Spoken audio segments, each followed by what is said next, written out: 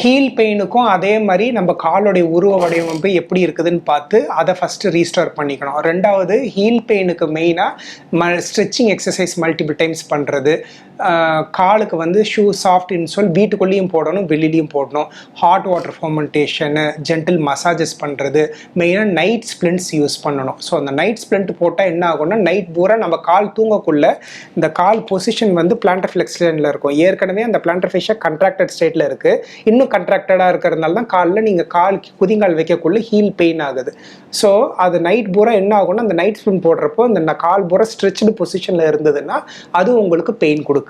ஒரு பூட் மாதிரி இருக்கும். ஸோ அதை போட்டால் கால் கீழே போகாது, கால் ஸ்ட்ரெச்டு பொசிஷனில் இருக்கும். நைட்டில் தூங்குறப்ப மட்டும் அதை போட்டுக்கணும். ஸோ அது போட்டால் அது ஸ்ட்ரெச் ஆகும். அது மெயினாக பண்ணாலே அவங்களுக்கு பெயின் குறையும். இதெல்லாம் பண்ணுறோம், ஷூ போடுறோம், ஸ்லிப்பர் போடுறோம், எக்ஸசைஸ் பண்ணுறோம், அப்பயும் உங்களுக்கு வலி சரியாகலைன்னா then you have to consult a doctor. அது எதனால் பெயின் வருது, அதுக்கு அவங்க என்ன பண்ணணும், ஃபர்தராக என்ன ட்ரீட்மெண்ட் எடுத்துக்கணும்னு பார்க்கணும்.